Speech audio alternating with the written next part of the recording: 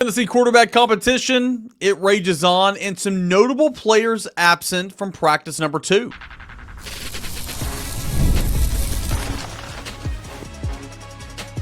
You are Locked On Vols, your daily podcast on the Tennessee Volunteers. Part of the Locked On Podcast Network, your team every day. Hey, good Friday morning, everybody. Welcome into Locked On Vols. I am your host, Eric Cain, and today's episode is presented by the great people over at Kalshi. For a limited time, download the Kalshi app and use the promo code Locked On to get $10 when you trade $10. All right, day number 2 of Tennessee football fall camp in the books. They practice on Thursday morning. Friday is an off day. They'll practice on Saturday morning, and they'll practice on Sunday morning as well. Monday should be an off day as well, and then that'll kind of bring a bow on week number 1. But I'll be out there on Saturday morning, and of course at all the practices next week as well. I was out there yesterday morning for practice number 2, and again, as soon as you walk out there, it's all about the quarterbacks. We're going to talk about quarterbacks here in segment 1, some notable players who were not present there. In segment number 2, we're going to take some of your, we're going to discuss some of the Jim Knowles quotes from Media Day, and one that was pretty interesting, how he said the Tennessee defense, his expectation is it for it to be elite. We'll get into that, and then we'll take some more of your questions from earlier in the week in segment number 3, and we'll hear from Joey Halsley as well. All that and more is coming up here on today's Locked On Vols. Quarterback competition. You know, routes versus air, they showed us a little bit more on Thursday. Still very short to intermediate throws, not a whole lot down the field, but we did get some 10-yard outs. And from, one hash, say you're on the right hash, you're throwing a 10-yard out across the field. That's a long throw, and that's a fun routes on air session to watch, if you will. So we got to see that a little bit. Got to see some tight end screens, some wide receiver screens, some 5-yard ends, some slants, a lot of short intermediate stuff. And again, that's by design while the media is out there. But again, for the second straight day, it was pretty clean period. Overall, I thought the quarterbacks did a good job.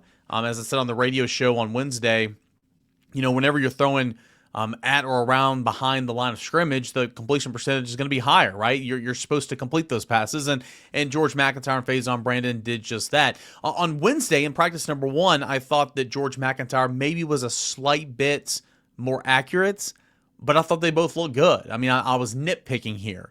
I thought on Thursday at practice number 2, both George and Faizon were probably about the same in terms of accuracy. I thought it was a clean period. You're not going to make every throw. Every rep is not going to be, A+. George MacIntyre had one player drop a ball over the middle of the field, but it was a ball that was thrown behind the player, and he dropped it. That was a bad throw, a real bad throw. Faizon Brandon had a receiver drop the throw from Faizon Brandon, but it was a ball that was low. Should it have been caught? Sure, you got your hands on it. It was a drop, but it was a ball that was a little bit low. So, I mean, yeah, there were some throws that were, hit or miss, if you will, at times, but overall, I thought it was a very clean period. I thought both those guys mechanically looked pretty well. I thought both those guys had some pretty good zip on the football, and for the second straight day, I thought it was a clean period versus routes on air. That's what it's supposed to look like. I mean, at points in times, your timing will be off, and you'll just have a bad rep or a bad period, or sometimes you'll just have a bad day. But it's at routes on air. It's supposed to look like that, and that's what it's looked like. You can tell that both of these quarterbacks have put in a lot of time with these wide receivers, with these tight ends over the course of the summer, throwing to these guys. So quarterbacks look pretty good. Again, I thought Faizon continues to look like $1 million, but as someone pointed out to me in the YouTube comments yesterday, more like $1.2 million, $1.2 million. That's well said. I like that. He continues to look really good. So no worries or no negative reports here from the quarterback so far. I'll continue to try to talk to some more people who are staying at practice and seeing more throughout the week. A couple of players who were noticeably absent for Tennessee football on Thursday, and a couple that were noticeably absent these first 2 practices. Ethan Davis, tight end, senior tight end, was not at practice on Thursday. Alec Ablin, just so happened, tight ends coach, he was meeting with the media, scheduled to meet with the media after practice on Thursday, and of course he was asked about, hey, where's Ethan Davis? And he didn't go into specifics at all, but he said Ethan Davis, quote, will be fine. So that's a range from he could be back next practice to he's not in the hospital. Like, I don't think, again, I haven't poked around or asked anything, here at the time of this recording. I don't think it's that big of a deal. It doesn't sound like it. It doesn't sound like it's worrisome. But surely you want Ethan Davis out there. I mean, you want Ethan Davis, a guy who's been plagued by injuries in his career, to be out there. But it was, out of precaution. It's day number 2 of camp. You have a long way to go. So for a guy like Ethan Davis that is going to mean so much for your offense, you're not going to take any chances. There have been fall camps where tons of wide receivers have missed time, and you had Nico, and you had Joe, or you had Joey Aguilar, or whoever throwing to guys that they're not throwing to on a regular basis on Saturdays in a football game. But it's in order to make sure those wide receivers or whoever is as healthy as possible come week 1. And there have been some, I think it was the 2023 season. Yeah, 2023 season where the passing game didn't look that good because the receivers weren't in camp settings. The receivers, weren't out there practicing an awful lot. Now, you look at the receivers last year, and Mike Matthews missed some time. Braylon Staley missed some time. Chris Brazzell missed some time. I don't think that either, of that trio, I don't think that any of those guys practice at the same amount of time, for more than a practice or 2 stretch during fall camp. But they went on to have the best wide receiver year in the history of the school with 3 receivers over 800 yards. So, again, it's kind of hit or miss. I mean, there's no constant variables in there. If a player is showing signs of an injury or a muscle spasm or, a strain or whatever, they're going to err on the side of caution. And it feels like that's what is happening with Ethan Davis. Another real big notable one was Ty Redmond. He's not been at practice the first 2 days. He was not at practice on Wednesday. He was not at practice on Thursday. Ty Redmond, of course, is a sophomore cornerback thrust into action as a true freshman after Ricky Gibson, got hurt, a season-ending injury, just 18 snaps into his junior campaign. That, of course, Tennessee was without Jamal McCoy already. So it was Colton Hood, and it was Ty Redmond. And Ty Redmond played the rest of the year. I think this is an illness. Austin Price, VolQuest.com, wrote a story on Thursday saying that's an illness. Should be back soon. So, again, that doesn't seem like to be that big of a deal. TK Keys, 5-star wide receiver, continues to be managed. He was at practice. He was doing more while the media was present. He was doing more on Thursday, running routes versus air, and he looked good doing it. Continuing to do individuals. So I think they're still managing his workload. He came in with a knee deal. I think that's completely healed up and ready to roll. It's a soft tissue thing is what he told the media, which again is hamstring strain or, whatever it could be, tweak, something like that. That's typically soft tissue, lower body.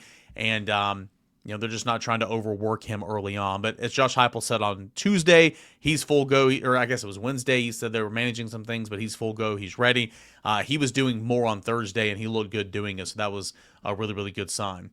One other injury, and this isn't really an injury, and it's an offensive lineman. And, for the most part, these guys, they just go. Like, some of these guys are built different. Now, I'm not trying to throw shade at anybody when I say this. I'm not trying to be old man saying, well, back in my day, but it's going to sound like that. So as long as I get that disclaimer out there, it's going to sound like that. I'm not really meaning it like that.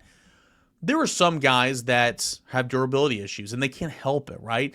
There are also some guys that get nicked up, and they don't want to fight through it. Like, they don't want to be out there and practice through it or play through it. And that's frustrating, right? For coaches, I'm sure, for teammates. And if the fans get aware of those issues, it's frustrating for the fans, right? I'm not saying anybody's doing that right now, but like when I see Wendell Moy out there, a senior, a guy that's played so much college football, and he has a club on his left hand, but he's still practicing, still going through individual, not in a red non-contact jersey, doing everything else to our knowledge, at least while we were out there. Excuse me. I love that, baby. That's old school football. I was over there watching the offensive line do individual, and Wendell Moy's doing his reps, and then I see a big old white taped up club-like looking thing, and I'm like, oh man, what's going on with his hand? I don't know, but he's out there practicing, and just built different, old school. So again, he did not appear to be limited at all, but I did notice that his left hand was taped up really, really well, almost in like a club-like fashion. So, but looks like he's going to be just fine. Luca Wolf, freshman tight end from the NFL Academy in London. apparently he's really coming along. Like, I think Tennessee's tight end group has a little bit of depth now. Love Ethan Davis up there. Deson Brame's got to continue to progress, continue to learn how to play the position in this offense, at this league, the physicality aspect. But from a receiving standpoint, man, sky's the limit for him. I think Tennessee loves Trent Thomas, what they got from South Alabama, to be a blocking tight end, a 12 personnel type guy. I think Cole Harrison continues to progress. He looks the part of an all-around tight end. I don't know how much he'll play, if he'll play at all, but he's now a third-year player in the system, and he's coming along. And then Luca Wolf, you get from the NFL Academy in London as a true freshman, got here as an early enrollee, and, I mean, developmental piece for sure.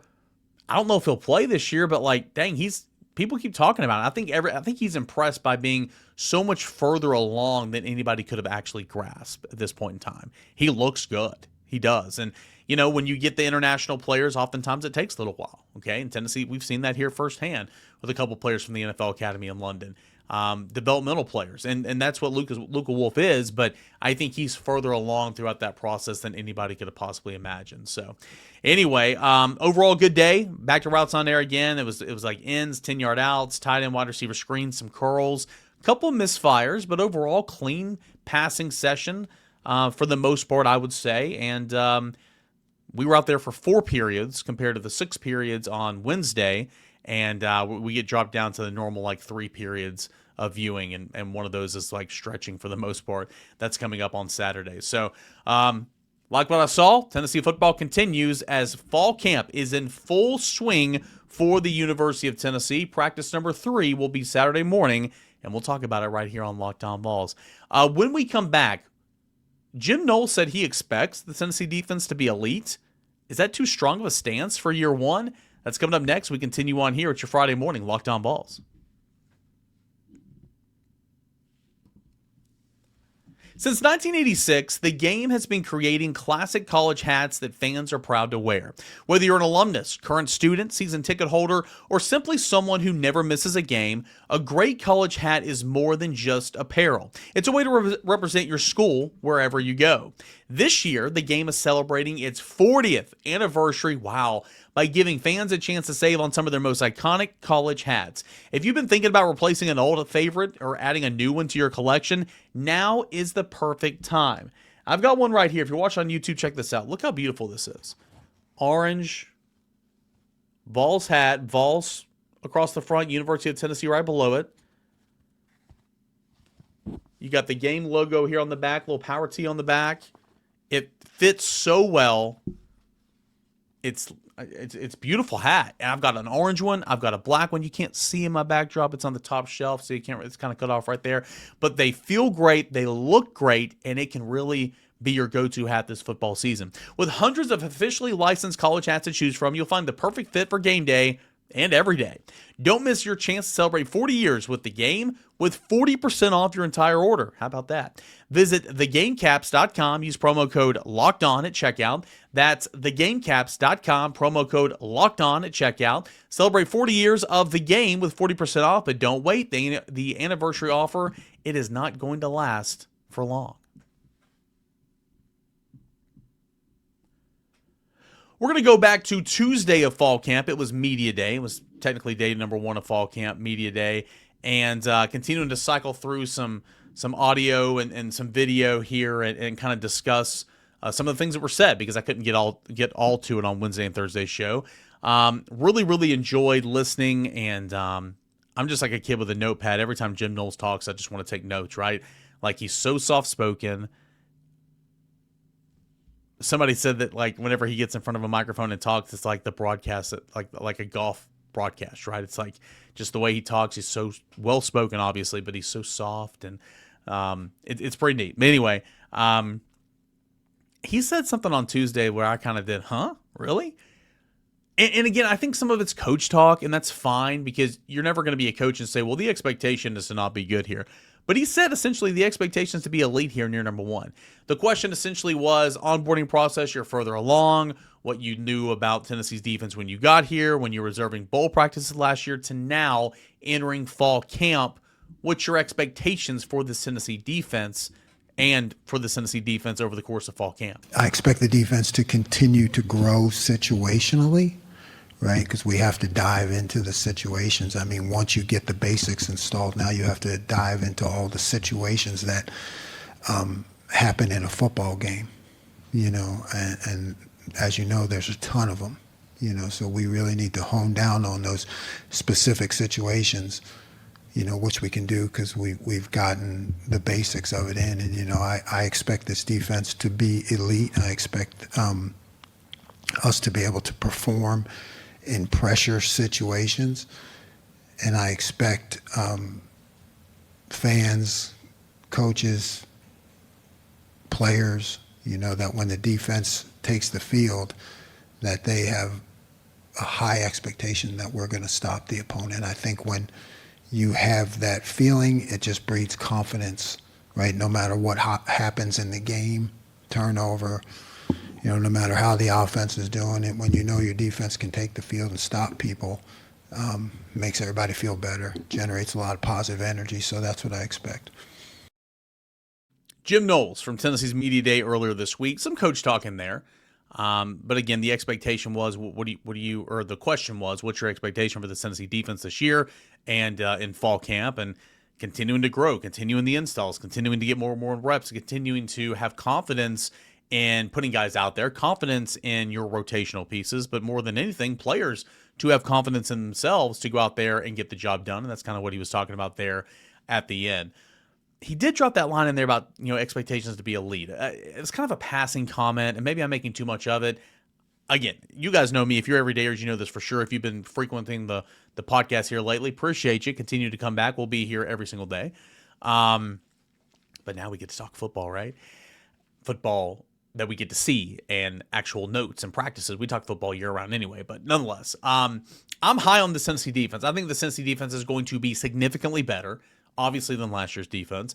I think nationally and regionally, nobody's giving this defense any credit because it was so bad, number one, but also Jim Knowles, great hire, but it'll take 3-4 years. I remember whenever Josh Heupel got here and they said, well, that's probably a good hire, but it's going to take Josh Heupel 4 or 5 years to get this team bowl eligible again. Okay, bowl eligible in year number 1 and Orange Bowl 11-win season year number 2. Like, you know what I'm saying? So, like, even when I have expectations, or when anybody has expectations, like, they're just that. It's just talk, right? So I think the Tennessee defense is going to be really, really good. Now, will it be top 5 in the SEC? Will it be top 10 nationally? Like, for me, I think elite is top 10 nationally. I think Tennessee's defense in 2024 ranked like 7th or 8th in the country. That's elite to me. I don't think Tennessee's defense will be that this year, but that's not my expectation. I guess my expectation is a little bit different than that of Jim Knowles. But I think they'll be better. I think they'll be very much improved. I think they'll be a good, solid. I think they'll be a top half of the league defense for the SEC for sure. Why do I think that? And why does Jim Knowles have confidence in his defense? Well, it's because of the linebacker positions and the safety positions. Those are two positions that Jim Knowles answered specifically about when asked, what do you feel good about with your defense entering fall camp? Definitely linebacker, right? I think the linebacker room is deep. Bringing in Amari, who has familiarity with the system, helps a lot to already a great group. So definitely feel great about that. Safety-wise, didn't really know what to expect there. Safety and nickel, right? We had to bring guys in because we were light in those areas. So I'm pleased with their performance, and really liked what Idris did. Didn't know that much about him. Liked what he did. Liked what Dylan did. Guys who were here, who I watched on tape a little bit and I was unsure about. I thought those two guys showed up, so I've been pleased with the progress at the safety position also. Pretty big endorsement there for Idris Farouk, who will be a starting safety for Tennessee if healthy this year, just like he was last year when Tim Banks was coaching the defense and Tim Banks was coaching the secondary, the safeties. Idris Farouk had an excellent spring. And I love how he just said, like, two guys that were here that I watched tape on a little bit, but I didn't really know. I didn't know. And instead of running and leaving and transferring, and again, sometimes it's best for anybody to do all that, get a fresh start somewhere else, especially if, their circumstances are different from everybody. But Farouk stayed, and he battled, and he shined. And I'm excited to see kind of where he is in fall camp, if he can carry that over, and then, of course, carry all that into the season. So pretty big endorsement there for Idris Farouk and for Dylan Lewis. Dylan Lewis kind of came out of nowhere as being like a depth piece at safety. You know, Dylan Lewis is kind of a guy where it's like, well, is he a safety? Is he a star in the previous defense? Sounds like he's found a home at safety, and Jim Knowles and Anthony Poindexter feel, you know, really good about where Dylan Lewis did, or what he did in spring, kind of how he's entering fall camp. And of course, you got TJ Metcalf and Dejon Lane, they coming over from Penn State and Michigan, or Michigan and Penn State respectively, and the transfer portal. And I love how he starts it out definitely linebacker. I definitely feel better about linebacker, and why wouldn't you? You go out and you build this room knowing you lost Arion Carter to the NFL draft. You go get Amari Campbell, who's going to come in and be the quarterback of the defense, the green dot guy, knowing the green dot helmet guy, communication guy, knowing the defense, playing in this defense, excelling in this defense at Penn State, being coached by Jim Knowles. Bring back Jeremiah Thielander, who's now a senior. Edwin Spillman, who's a third-year player as a redshirt sophomore. Jaden Perlotti, who looked really, really good as a freshman, looking to take that next step. You still have Jordan Burns and Jaden Harmon, who were here in the room last year. You add in 2 top 100 overall prospects in TJ White and Braden Rouse. Why wouldn't you like the linebacker? And then, oh yeah, you get Arion Carter to come back. And sure, he's going to have to miss 2 games. It's BS. That's what Josh Heupel said. We've talked about this repeatedly. But you get Arion Carter to come back in this room. So, yeah, why wouldn't you start off with linebackers? Definitely linebackers. I love that answer. Why can't Tennessee pick and choose which games Arion Carter is suspended for? That, quarterback questions. We'll answer some more of your questions when we return. Plus, we'll hear one more clip from Joey Halsley on the quarterbacks and why they have so much success in terms of quarterbacks and going up against, I wanted to play this clip here. I'll play it next segment. Why they have so much success. First-year starting quarterbacks at Tennessee in the system. All that and more. It's coming up next. As we continue on, this is your Friday morning Locked On Vols. Before the season even kicks off, everyone's making predictions, right? Who wins the division? Who makes the playoffs? Who's lifting the trophy at season's end? On Kalshi, America's #1 prediction market platform, you can trade those predictions in a live market. Talk about the Tennessee Volunteers right here, okay? So can Tennessee win at least 9 games this season? Tennessee is currently trading at a probability of 41%, meaning $100 trade pays out to $239.92 if Tennessee reaches 9 wins. All that is over at Kalshi. On Kalshi, you're trading against peers in a live market, meaning there's no house. And as the probability changes, you can buy in and out of your position. Trade the draft pick, the game, and more on Kalshi. Download the Kalshi app and use the promo code LOCKEDON to get $10 off when you trade $10. Kalshi, Kalshi. Trade on anything. 18 plus only. Restrictions and eligibility requirements apply. Event contract trading involves risk and may not be suitable for all investors. Kalshi products are not available in all jurisdictions. Prices, values, and available markets may differ from those mentioned. For more information, see kalshi.com/regulatory.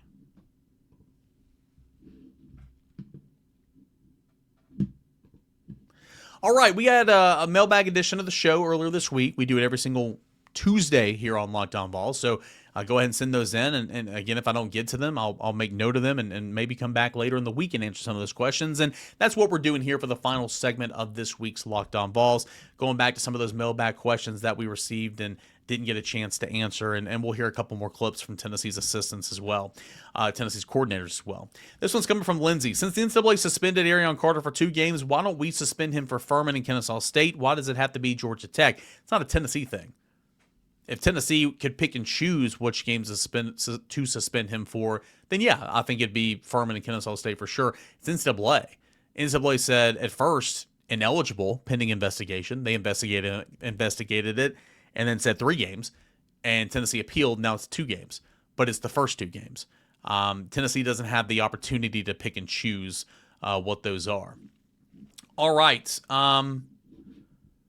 We will go to Jared. Regarding baseball, Does Reese Chapman come back, and what is the likelihood that Burke and Fisher get called up this year? They're tearing it up right now, but the Brewers are in first place in their division and surprisingly may not need them. As far as Reese Chapman, I think it stands to reason that's a pretty good opportunity for Tennessee and for Reese Chapman. Reese Chapman went undrafted yet again after a really, really great year for Tennessee baseball last year as a fourth-year senior. Of course, with the district judge in Colorado that essentially had the blanket waiver for the class of 2022 athletes to make it 5 years. That's Reese Chapman's class, okay? And again, I'm not saying it's going to happen. I think that that's a great opportunity for Tennessee and Reese Chapman. Wouldn't shock me at all, if I'll put it that way, about Tennessee and Reese Chapman. So we'll see what happens there if that gets done. As far as Burke and Fisher, I'm not going to pretend to know everything about the Milwaukee Brewers. I'm an Atlanta Braves fan. Certainly I know the Brewers are built a little bit different, yet they're first place in the division, and they've been first place in the division for quite some time. They're a really, really good ball club, a ball club that really doesn't have a whole lot of superstars on the big league roster, but they're winning at a high level. Burke and Fisher at Double-A. Fish just got there, but he's still doing a really, really good job. It would surprise me if Fisher was promoted this year because, again, when you look at just the amount of Double-A at bats, in the grand scheme of things, he still does not have many at bats over high A. But he is, I think, I haven't checked this week, but he's been leading all of minor league baseball in home runs this year with 30 plus. So he's having a phenomenal year. As far as Burke, man, he was named, I think it was Southern League Player of the Month in July when he just crushed the baseball. He's franchise record for Biloxi in home runs. Dude's killing it, right? I don't know the situation for Milwaukee, kind of where their weaknesses are, if there's an injury, kind of who's in AAA. I don't know. What I do know is, as a Braves fan, man, the baby Braves back in the day, man, they came straight up from Mississippi, a lot of them, right? I mean, Jeff Francoeur came up straight from Mississippi, Double-A, at the time. Brian McCann came straight from Mississippi. I want to say that a couple of those other guys as well. So it happens, right? I feel like it used to happen a lot more, but it certainly happens. If I'm saying one or the other, it would be Burke, but I don't know. We'll have to see. They are both just absolutely tearing it up right now for Biloxi and Double-A in the Southern League, that's for sure. If the starting quarterback job is, quote, one in front of his peers, what does that really mean? Does Kelsey Pope ask the guys collectively and or individually, or who they want to go to war with, and whose hands they want the ball in, who they want the ball to be in during games? Does Glenn Ellerby do the same thing? How is that decided? Or does Heupel and Halsley, maybe the rest of the coaches, get together, look at scrimmage tape, practice performances, assess the general vibe that players gives and how teammates react when they make a great play, and then say, yeah, that's my guy. Okay, I think it's a little bit of everything that you mentioned. Now, don't make any mistake about it. Josh Heupel is the head coach. Joey Halsley is the offensive coordinator and quarterback's coach. What they want to do is what they're going to do. So at the end of the day, the only opinion that matters is them and Josh Heupel, right? Them and Josh Heupel specifically because he's the head coach. But yeah, you go through practice. You take note on, you chart everything, as Josh Heupel said the other day. Every throw, every rep, from a mechanical standpoint, from an accuracy standpoint, from a percentage standpoint. How many mistakes are they making? Are they making the same mistakes twice, 3 times in a row? Are they continuing to make the same mistakes that they made week 1 of camp and week 4 of camp? You track all those things. Scrimmages also tell the tale. And this is where it comes in when you say you can't fool the locker room. Guys go out there and ball out in scrimmages. Guys go out there and ball out in 11-on-11 in practice, right? Like, your teammates know. Like, it's not like you go and poll your hey, who do you want to be the starter? Who do you want to be the starter? I'm not saying that that's what you're saying, but all the team, they go out there and they practice, and then they watch film every single day. Like, you can't fool them. So if there's clearly a guy that's better than the other, and you name the other one a starter, that could cause a rift with your team, because it's like, well, hey, I'm watching the same tape you are. I'm on the same practice field you are. Like, what are you seeing that I'm not seeing? And not that the coach has to give any type of reasoning for what they want to do, but it's not like they don't go. I mean, take this for example. Say Josh Heupel walks up to a Wendell Moy or something, like, hey man, what do you think about George? What do you think about Faizon? But like, they're not making their decision off that. Like, I just think it's a little bit all encompassing. But at the end of the day, if somebody goes out there and clearly wins the job, and I'm saying clearly wins it. I mean, if it's a nail biter, like you might have like some guys saying, well, I think Faizon better. Some guys saying, well, I think George is better. But like if there's a clear cut winner in fall camp, you can't fool that locker room because they know it. So, but yeah, they pour over anything and everything on the practice field, in the film room, all that and more, for sure. Cowboy Greg, there's right here. I want to play this audio clip from the video clip as well from Joey Halsley. He was asked, hey, why do you guys have so much success with first-year starters? You mentioned Josh Heupel, if you remember at SEC Media Days, said they've had a first-year starter 7 out of the last 9 years of this offensive system dating back to UCF, and they've had a top 10 offense 7 out of the last 9 years. Why so much success with first-year starting quarterbacks? Here's Tennessee offensive coordinator Joey Halsley. I think a lot of it is we've been willing to not try to shove a square peg into a round hole. We've been able to look at guys and say, what does he do best, and put him in position to be extremely successful. It's not about what we want to do. It's about what he can do at a high level. Obviously, there's certain things that they have to be able to do well. It starts in the recruiting process. It starts in the developmental process from a young age, and not waiting till a guy's a starter to really start developing him. It's developing him right when he walks through the door. It's having a plan from day one to get him ready to go. So I think with all that, and then saying, okay, now this is our guy. What does he do best? What does he struggle with? How do we tailor practice to fit him? How do we tailor our game plan to fit him? Where do we put the best pieces on offense around him so he could be the most successful? And you put that all together, and I think that's why you're seeing the success at that position like you have. Tennessee offensive coordinator and quarterbacks coach Joey Halsley from Tennessee Media Day on quarterbacks and the success with first-year starting quarterbacks. And you certainly hope Tennessee has a lot of success with a first-year starting quarterback this year. Last question of the show here goes to Cowboy Craig. What's the preseason buzz on this guy? It's Isaiah Campbell. I was hoping to hear some before his sophomore campaign, but I've heard nothing. I was really excited when he committed 5-star chose Tennessee over Clemson. Was he just overrated out of high school? He's been hurt. He's in a red non-contact jersey currently at practice right now. I don't think it's going to be a long-term thing, but he's been battling, I believe, an upper body situation the last little bit of summer and entering fall camp. So he's got to get healthy first and foremost, but I think Ethan Utley's a little bit further along than he is right now. But Isaiah Campbell's a guy that's got to play. It's a guy that's got to play, and it's a guy that's got to step up and progress for Tennessee in that defensive tackle room, because again, if you have one big injury, you're in trouble because you play multiple of those guys, and you play a lot of those guys because again, it's a rotational position. So I think he's fine. Get healthy. I think he's fine, but does need to take a step for sure. No doubt about that. All right, we did it. Another week of Lockdown Balls in the books. Fall practice is here. Thank goodness. Love talking about all this. Appreciate you guys for tuning in each and every single day, making Lockdown Balls your first listen, your first watch each and every single day. Check out, we're a part of the Locked On Podcast Network, the #1 sports podcasting network. Check out Locked On SEC. Make that your second listen, your second watch from Chris Gordy. Does a great job from a conference view landscape of the league, of the Southeastern Conference. And yeah, man, really appreciate you guys for being here. We'll come back. We'll continue to talk Tennessee fall camp, maybe over the weekend, but certainly on Monday. All that and more right here on Locked On Vols. Enjoy the rest of your Friday and have a great and safe weekend, everybody. This is Locked On Vols.